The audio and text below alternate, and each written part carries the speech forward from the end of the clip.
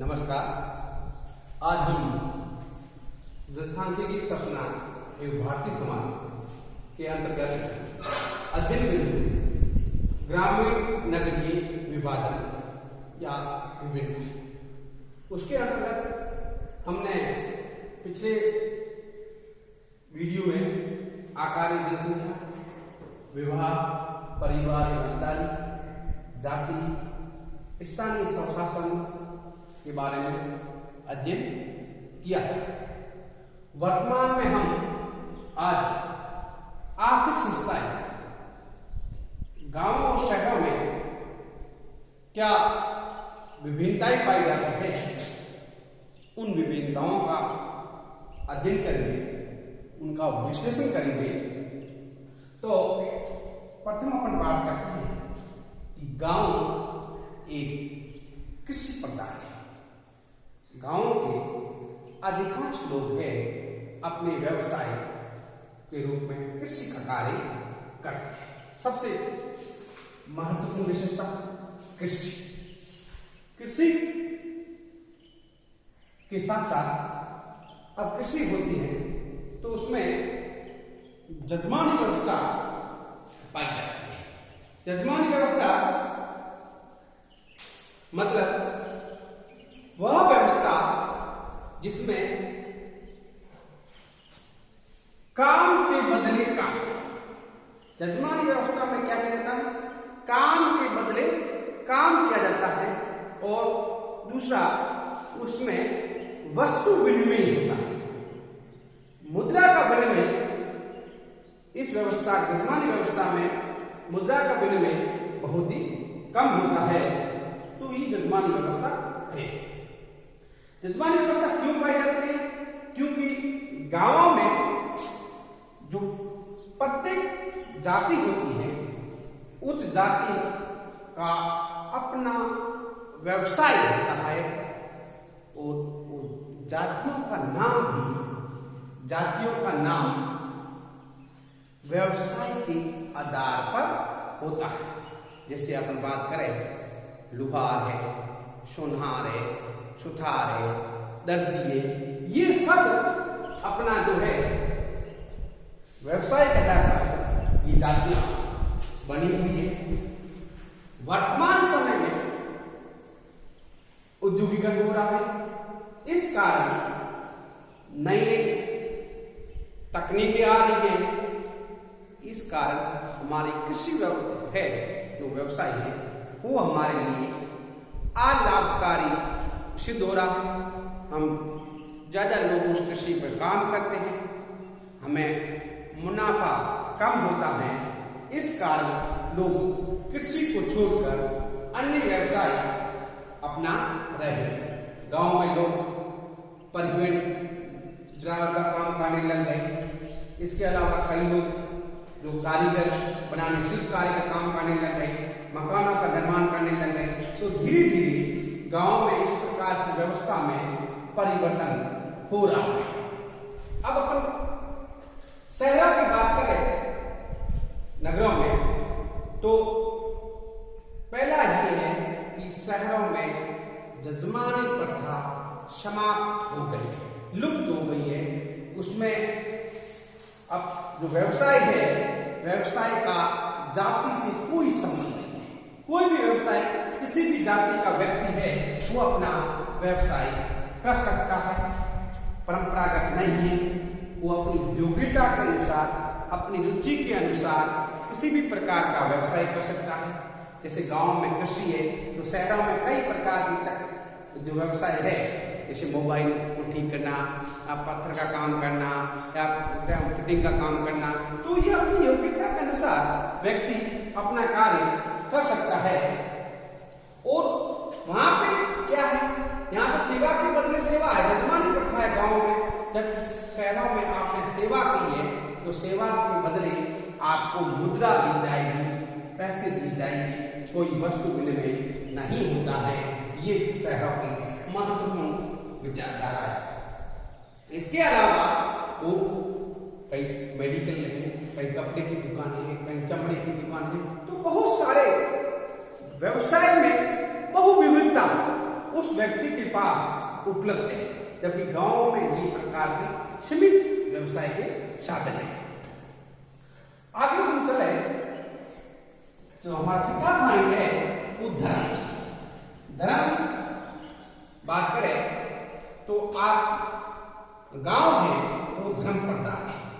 गांव में अब भारतीय राष्ट्र है, उस राष्ट्र में 365 दिन कोई उत्सव, कोई त्योहार, कोई धार्मिक मेले, इस प्रकार के आयोजन में 365 दिन कोई ना कोई धार्मिक आयोजन होता रहता है। तो ये भारतीय गांवों की विशेषताएं पाई जाती है। जब इस प्रकार के लोग, इन विशेषताओं के कारण लोग आपस में सहयोग से, सहिष्णुता से, प्रेम से, भाईचारे से तो लोग आराम से गांव में अपना जीवन यापन करते हैं। गांव में धार्मिक प्रवृत्ति अधिक पाई जाती है, इस कारण गांव के लोग भाग्यवादी प्रवृत्ति के होते हैं। मतलब भाग्यवादी, ईश्वर के ऊपर ज्यादा, भाग्य के ऊपर ज्यादा विश्वास करते हैं, अपने कर्म, अपनी मेहनत थोड़ा कम करते हैं। जब हम और अब अपन चाले शहरों में, यहाँ तो गांव में तो लगभग अधिकांश गांव में एक ही धर्म के, एक ही जातियों के छोटे छोटे गांव बने होते हैं, तो इसमें सब एक ही प्रकार का होता है। जबकि शहरों में आप जाए तो वहां पे क्या होता है, बहुत सारे लोग अलग अलग जातियों के, अलग अलग धर्मों के लोग रहते हैं। इस कारण वहां पे तो शहर में हिंदू भी रहता है, मुस्लिम भी रहता है, ईसाई भी रहता है, पारसी भी रहता है। इस कारण वहां पे धार्मिक बहुलता पाई जाती है। धार्मिक बहुलता पाई जाती है तो क्या होता है, वहां पे धर्म निरपेक्षता पाई जाती है। वहां पे तो मंदिर भी देखने को मिलेंगे, मस्जिद भी देखने को मिलेंगे, गिरजाघर भी देखने को मिलेंगे। तो इस प्रकार की धर्म निरपेक्षता, लोग शांतिपूर्ण, धर्म निरपेक्षता का मतलब ही होता है व्यक्ति शांतिपूर्ण ढंग से अपने अपने धर्म का प्रचार प्रसार करे और दूसरे धर्मों का भी साथ में आदर और सम्मान करे।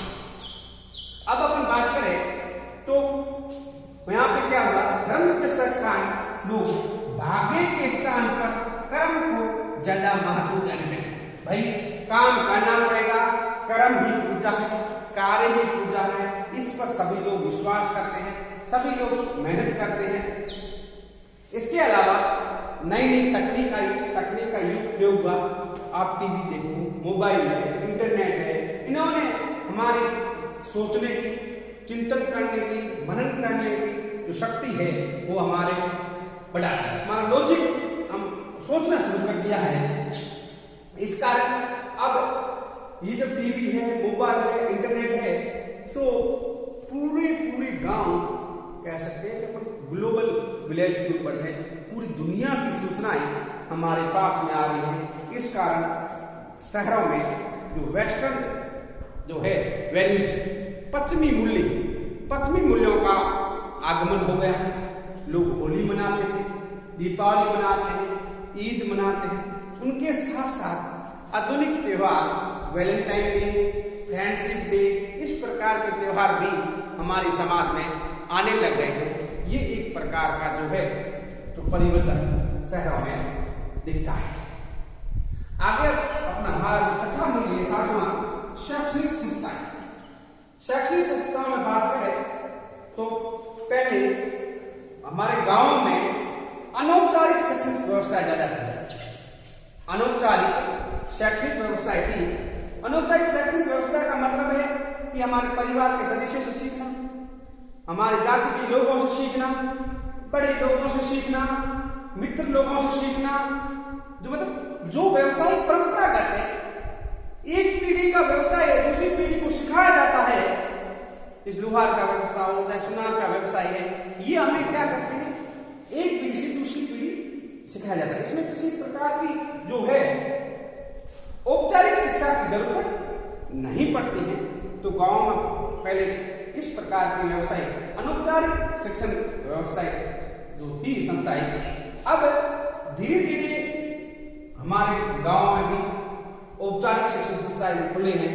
प्रत्येक गांव में चाहे प्राथमिक विद्यालय हो, चाहे उच्च प्राथमिक हो, माध्यमिक हो, इस प्रकार जो वहां पे छात्र बालक जाके औपचारिक शिक्षा प्राप्त कर रहा है।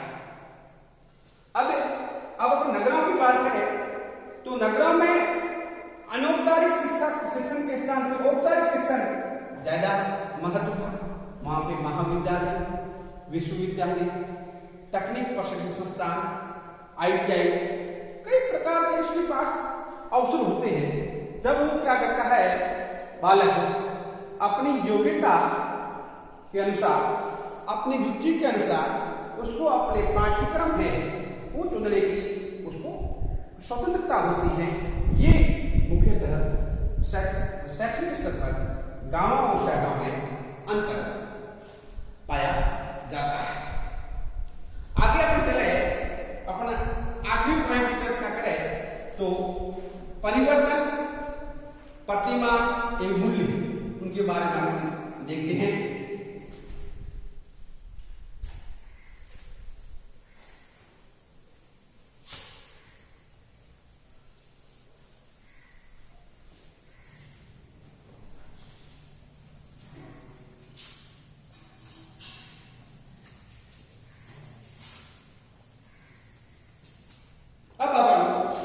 परिवर्तन, प्रतिमा एवं मूल्य, उसके बारे में चर्चा करेंगे। परिवर्तन, प्रतिमा एवं मूल्य, वैल्यूज। मार्क वेद 8वां पॉइंट अपन देखें तो गांवों में देखते हैं तो गांवों में परंपराएं है, परंपराएं अपना अधिक महत्व रखती है, उन पर लोगों का अधिक विश्वास होता है। ये और परंपराएं सामान्यतः क्या करती है, जो भी समाज में बदलाव होते हैं उन बदलाव का परंपराएं विरोध करती है। बदलाव जो समाज में हुआ, वो समाज बदलाव का विरोध करने का काम कौन करती है, वो परंपराएं करती है। धीरे धीरे अब वर्तमान में विकास योजनाएं आ रही है, तो विकास योजनाओं के साथ साथ हमारी परंपराओं में बदलाव पैदा हो रहा है। देखें तो जमींदारी प्रथा, जजमानी प्रथा, अब देखिए गांव में जजमानी प्रथा धीरे धीरे समाप्त हो रही है। जातीय शस्त्रण, जो हमारे जो जातियों में उच्च नीच की भावना थी, वो धीरे धीरे गांव में समाप्त हो रही है। महिला शिक्षा के अवसर बढ़ रहे हैं, लोग बालिकाओं को शिक्षा दिला रहे हैं। इस प्रकार से चिकित्सा में, कृषि क्षेत्र में कई प्रकार के हमारे जो है परिवर्तन हमारे समाज में दिखाई देते हैं। अब अपन बात करें नगरों की। नगरों की बात करें तो नगरों में गांवों की अपेक्षा परिवर्तन बहुत तेज गति से देखने को मिलता है। इसका कारण क्या है? इसका कारण है print media, electronic media. Electronic media के अंतर्गत टीवी है, मोबाइल है, ये अधिक प्रयोग की जाते हैं। इस कारण वहां पे परिवर्तन की रफ्तार है वो भी तेज है। और ग्रामीण समुदाय में अपन देखें तो ग्रामीण समुदाय के व्यवहार में आज भी बालक के या गांव के सदस्य के मन में प्रतिमा और मूल्य विद्यमान है, उनका पालन करता है। तो जबकि शहरी स्तर पर देखें तो ये अनौपचारिक है। हेलो, नमस्कार सर जी, नमस्कार, आगे पीछे कोई बातचीत नहीं होती है इस प्रकार से। तो धीरे धीरे नगरीय समाज है वो तर्क प्रधान है, तर्क को महत्व देता है, परंपराओं का विरोध करता है। और ये तर्क के महत्व को देखते हुए लोग एक दूसरे से अंतःक्रिया करते हैं, बातचीत करते हैं। अब जो अगला हमारा बिंदु है वो समरूपता एवं विभिन्नता। समरूपता एवं विभिन्नता है हमारा नेक्स्ट पॉइंट। अब समरूपता देखें तो अब हमारे जो ग्रामीण सूचना की देखें 21वीं शताब्दी की जो ग्रामीण सूचना है उसमें लगभग गांव में समानता पाई जाती है। वहां पे क्या है, गांव के अधिकांश लोगों का निश्चित व्यवसाय है, अधिकांश लोग क्या है कृषि पे निर्भर करते हैं। गांव के लोगों का पहनाव, अधिकांश गांव के लोगों का पहनाव समान होता है और रहन सहन, भाषा, बोली, धार्मिक व्यवहार, आयोजन ये लगभग गांव में समान रूप से किए जाते हैं। इसके अलावा जो हमारे परिवार है, विवाह है, ये भी सामाजिक रूप से समान रूप से पाया जाता है। इसलिए गांव को एक समरूप इकाई कहा जाता है। समरूप इकाई, गांव क्या है, एक समरूप इकाई है, समान रूप से इकाई है।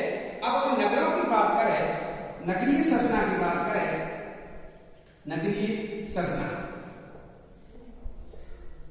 नगरीय संरचना में इनमें जो इसका स्तर है वो विस्तृत तो व्यापक है शहरों का। इसमें कई प्रकार की, क्योंकि यहाँ पे बहुत सारे जातियों धर्मों के अलग अलग लोग रहते हैं, इसलिए इसमें क्या है बहुत प्रकार की हमारे को विभिन्नताएं देखने को मिलती है।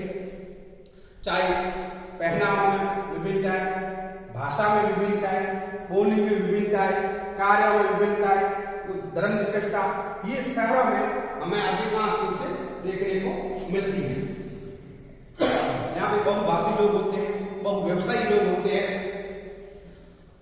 और इसमें जब ये सब लोग होते हैं तो इस प्रकार की खाना, रहन सहन में, भाषा में, बोली में, ये सब विभिन्नताएं हमारे को देखने को मिलती है। जब ये सब होता है तो परिवार में भी विभिन्नताएं होती है, व्यवहार रूप संस्था है उसमें भी विभिन्नताएं हमारे को देखने को मिलती है। तो ये कहने का मतलब है जो समरूपता और विभिन्नता गांव और शहरों में इस रूप से बहुत ज्यादा देखने को मिलता है।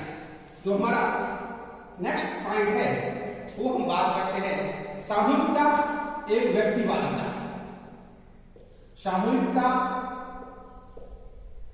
एवं व्यक्तिवादिता।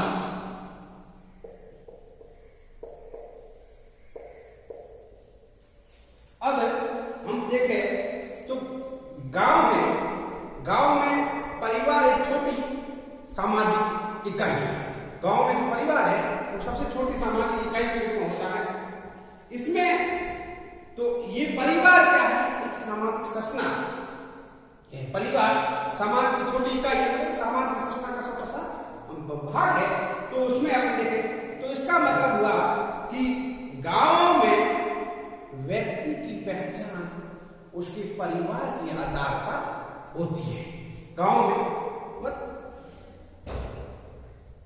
मतलब ये कि गांव में आप क्या करते हो, क्या नहीं करते हो, अपने परिवार में जो मुखिया है उसके आधार पर आपकी पहचान की जाती है। और घर में जितने भी सदस्य 10 सदस्य कमा के लाते हैं, घर के मुखिया को पैसा दे देते हैं। इसका मतलब हुआ परिवार एक सामाजिक इकाई है और ये सभी प्रकार के उत्पादन का, उपभोग का, समस्त प्रकार के निर्णय वो परिवार के मुखियों के द्वारा लिए जाते हैं। और इसमें परिवार का मुख्य का महत्वपूर्ण स्थान होता है। इसमें व्यक्तिगत निर्णयों का जो है कोई मान्यता नहीं है। जो सामूहिक रूप से परिवार में जो भी निर्णय लिया जाता है वो परिवार के सदस्यों को उस निर्णय का सामना करना पड़ता है, उसको मानना पड़ता है। मतलब व्यक्तिगत हित न होकर पारिवारिक हित को ध्यान में रखा जाता है।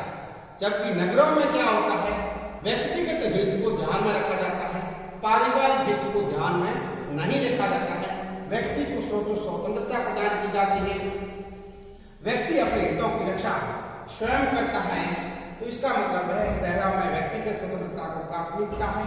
वो अपनी शिक्षा है, चिकित्सा है, भोजन है, शिक्षा है आदि को अपने व्यक्तिगत रूप से उसकी व्यवस्था करता है।